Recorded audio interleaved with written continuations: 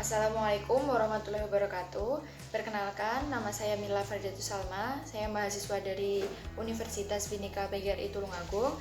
Saya dari Pendidikan Ekonomi 4B. Di sini saya memenuhi tugas UAS dari Ibu Tutut Suryaningsih STMM dengan mata kuliah Pikir Perilaku Organisasi.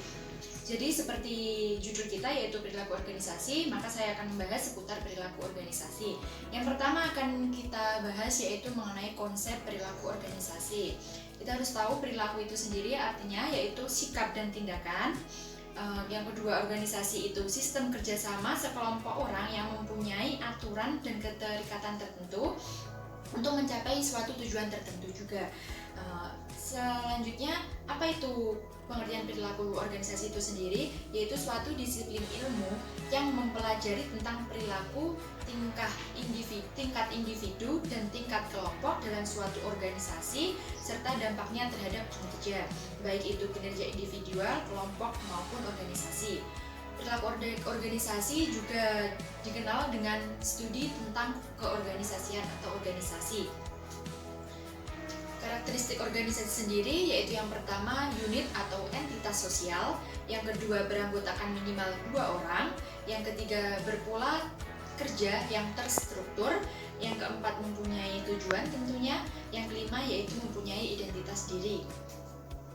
Bahasan selanjutnya yaitu mengenai dasar-dasar perilaku individu. Perilaku individu satu dengan yang lainnya tentunya sangat berbeda. Setiap individu akan membawa karakteristik individunya masing-masing sehingga akan berdampak kepada kinerjanya pula. Karakteristik tersebut dapat berupa kemampuan, kepercayaan pribadi, pengharapan-pengharapan, kebutuhan dan pengalaman di masa lalunya. Karakteristik biografis yang dimiliki individu merupakan karakteristik pribadi dan mudah diperoleh dari rekaman pribadi atau diperoleh dalam berkas personalia dari seorang karyawan, seperti usia, jenis kelamin, status kawin, jumlah tanggungan, dan masa kerjanya. Konsep kemampuan, kepribadian, dan pembelajaran dalam mengetahui perilaku individu di dalam organisasi. Kita harus mengetahui pengertiannya, yaitu kemampuan menurut Stephen Robin adalah suatu kapasitas individu untuk mengerjakan berbagai tugas dalam suatu pekerjaan. Kedua, kepribadian merupakan jumlah total dari cara-cara dalam mana seorang individu itu bereaksi atau berinteraksi dengan orang lain. Selanjutnya, definisi pembelajaran yaitu mengandung 3 penjelasan. Yang pertama, belajar merupakan perubahan. Kedua, perubahan itu harus relatif permanen. Ketiga, yaitu belajar mengenai perilaku. Bahasan selanjutnya yaitu nilai, sikap, dan kepuasan kerja. Nilai sendiri memiliki arti sesuatu yang berharga, bermutu, atau menunjukkan kualitas dan berguna bagi manusia. Tipe nilai ada 2, yaitu pertama nilai terminal berupa visi yang cenderung abstrak, contohnya mengatakan saya ingin sukses atau suatu hidup yang menggairahkan, hidup aktif dan merangsang kehidupan sehari-hari. Yang kedua yaitu nilai instrumental, yaitu berupa misi, bagaimana mewujudkan terminal tersebut, contohnya ambisius, kerja keras, bercita-cita tinggi, dan sebagainya. Yaitu sikap yang kedua, pengertiannya yaitu pernyataan atau pertimbangan evaluatif atau bersifat menilai baik yang digunakan, baik yang diinginkan atau yang tidak mengenai objek manusia atau peristiwa kejadian tertentu. Ukuran sikap ada 3, yaitu kognitif, bagian dari sikap yang berupa pendapat atau kepercayaan.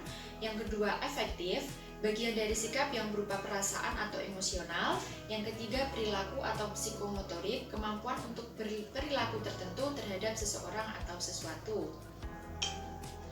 Kepuasan kerja merupakan hasil akhir yang kompleks dari berbagai macam sikap yang dimiliki seorang karyawan dan berbagai macam unsur pekerjaan, orang-orang, peraturan, organisasi, dan serta lingkungan.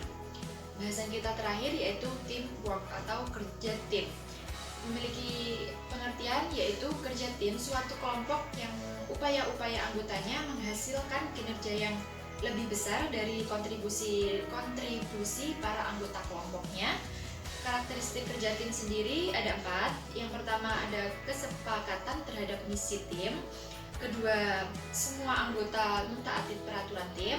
Yang ketiga, pembagian tanggung jawab dan wewenang yang adil dalam tim. Yang keempat, adanya adaptasi terhadap perubahan. Terakhir, cara meningkatkan kerja tim bagaimana sih? Yang pertama yaitu adanya saling ketergantungan. Yang kedua, adanya perluasan tugas. Yang ketiga, kesejajaran dalam tim. Keempat, penggunaan bahasa yang umum. Yang kelima, kepercayaan atau biasa disebut respect. Yang keenam yaitu kepemimpinan atau keanak buahan. Yang ketujuh, keterampilan dalam memecahkan suatu masalah.